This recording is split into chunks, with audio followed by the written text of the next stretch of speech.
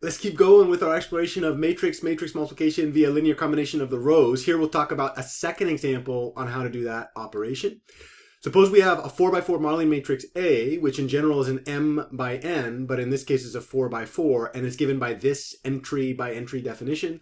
Astute viewers might recognize this as an incidence matrix for a directed graph. Go back and watch those videos if you haven't seen that yet. Let's suppose that we want to do some work on this modeling matrix. Specifically, let's assume that we want to add 1 times row 1 to row 3 and put the results in row 3, leaving all other rows untouched. Why we'd want to do this has to do with something called Gaussian elimination and reduced row echelon form. We'll see that later in the class.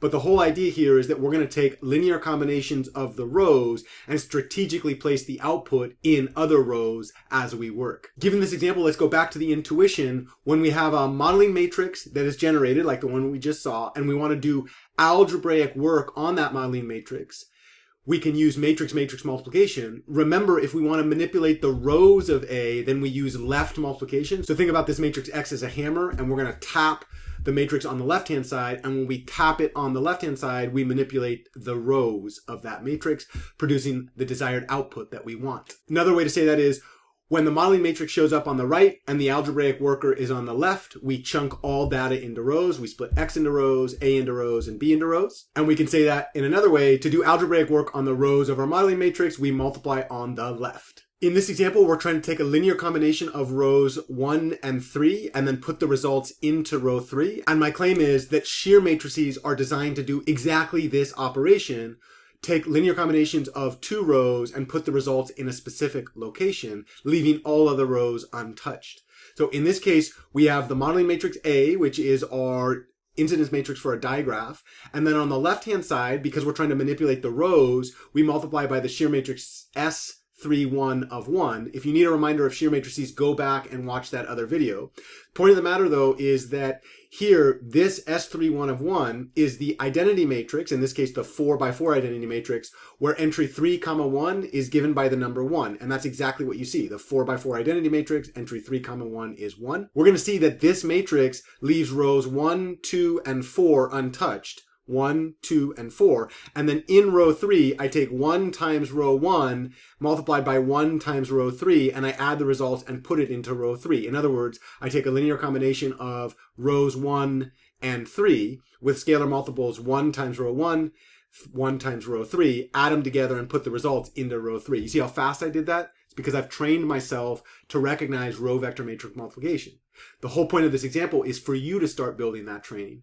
Don't just say it out loud. Don't just think it. Write it down and create a external memory location where you can follow all of this. And while you're doing it, you're building your genius. You're literally strengthening the neural pathways in your mind to encode this idea. I'm all about practicing what I preach. Let's go ahead and do it. So we want to find row 1 of the output. Remember, definition of matrix multiplication via linear combinations of rows. When I have the row operator and 2 matrices inside, I can bring that right matrix out. That's not factoring. It's just kind of a way that this definition works. In other words, the first row is going to be the first row of our shear matrix multiplied by the entire matrix A. To do this row vector matrix multiplication, we take the row partition of A and then take linear combinations of those rows with scalar multiples coming from the row vector on the left-hand side. Of course, given this definition, we would take 1 times row 1, 0 times row 2, 0 times row 3, 0 times row 4. Those zeros annihilate rows 2, 3, and 4, and we're just left with 1 copy of row 1. So we see that this product is identically row 1 of the original output, and it's stored in row 1 of the input. That's not a coincidence because the identity matrix is designed to maintain equality through multiplication. The fact that this is the first row of the identity matrix says, let's maintain the identical first row of our original matrix. At this point, I invite you to pause this video and finish the other 3 rows for yourself. Model the work on the workflow that we've just done or create your own. The main point is not to copy my work without thinking. The main point is to very actively construct your own visual representations, external memory bank. Remember, the point of this example is not to get the answer. This is trivial. The answer is not hard. Put it in Octave online and you're done. The point of this example is to strengthen your neural network. You're literally strengthening this through repeated practice, which means active recall. Test yourself every time you're doing it.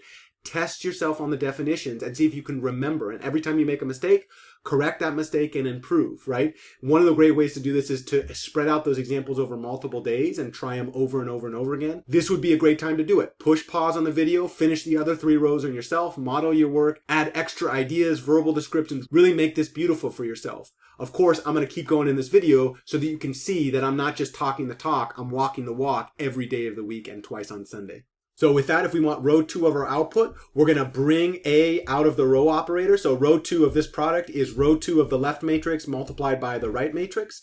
We check the dimensions always. We know what those definitions are. Row 2 of our shear matrix is row 2 of our identity matrix, 0, 1, 0, 0. Then I have my incidence matrix for our digraph model. I take a linear combination of the rows of that incidence matrix, 0 times row 1, 1 times row 2, 0 times row 3, 0 times row 4. That linear combination, all rows but row 2 get annihilated by the zeros, and I'm left with a standard copy of row 2, which I place in row 2 of the output. Let's keep going to row 3. This is the most interesting one in this example because this is the only row of the shear matrix that's not the identity row. So here, row 3 of our shear matrix, well, in position 3, 1, I have the number 1. So when I bring out A and I take row 3 of our left matrix multiplied by our right matrix, of course, I row partition this right matrix, so I cut up the modeling matrix. And then notice the fact that this was 1 means that leading entry is going to be 1, which means I take 1 times the first row, 0 times the second row, 1 times the third row, 0 times the fourth row. That linear combination is literally the one that was described in the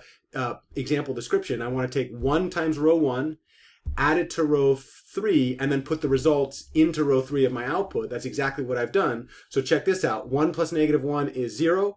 Negative 1 plus 0 is negative 1.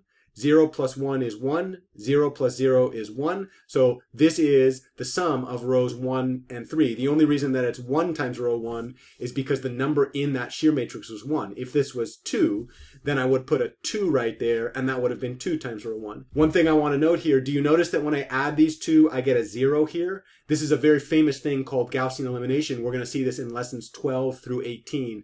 Very popular mechanism. In this case, though, we're doing it via matrix multiplication. We'll get there, I promise. All right, let's send this example down the river. Row 4 of the shear matrix times A is just going to be row 4 of the identity matrix times A. Of course, A we partition into rows. Here's the fourth row of the identity matrix.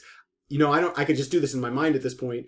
First row, second row, third row all get annihilated. I pick off the fourth row, and so this must be the fourth row of A. I'm storing it in the fourth row of the output, and so that's what I get. Let's combine the results together. So I want to multiply the shear matrix S31 of 1 by the matrix A to form an output B. Remember, the shear matrix is going to be my algebraic worker. It's going to manipulate the rows of A. A is going to be a modeling matrix that comes from creating an incidence matrix for a directed graph, and then B is going to be what we get out of a result for this. So because we have identity matrix rows 1, 2, and 4, we leave rows 1, 2, and 4 of the original matrix alone, and then row 3 is literally just a linear combination of rows 1 and 3, where we scale row 1 by 1, and we scale row 3 by 1, add them together, and we get this one. Notice that here, there's a non-zero under position 1, 1. Here, that turns to 0 because of this strategic multiplication. We're going to come back to that in the future. That leads very nicely into the community challenge of this video. Can you come up with a coloring scheme that tells this story by looking at the colors? You've seen that in my previous video. Yet a second community challenge would be, what if you wanted to get rid of this 1 right there by leveraging this one? So what if you wanted to take a linear combinations of rows 3 and 2 and get rid of the 1 row 2? Third community challenge would be, what if you wanted to get rid of this entry but do it by columns instead? How would you leverage matrix multiplication via linear combinations of the columns to combine rows 3 and 4? Let's actually say that you were going to get rid of this entry in this case. So you were going to use columns 3 and 4, take a linear combination so that this entry turns to 0. How would you do that? What operations would you need to use? With that, we end this video. Remember, the main idea in this case is that if we have a modeling matrix and we want to manipulate the rows, we multiply on the left-hand side by an algebraic worker. Constructing those algebraic workers is going to be a topic of much discussion through the rest of this course. It is one of the most beautiful features, in my opinion, about numerical linear algebra. So much fun here. How exciting that we're finally getting to the good stuff, right? Thank you so much for your attention. Please drop your comments, concerns, questions in that comment section below, and I'll see you in the next video where we get yet a third version of matrix multiplication. See you there.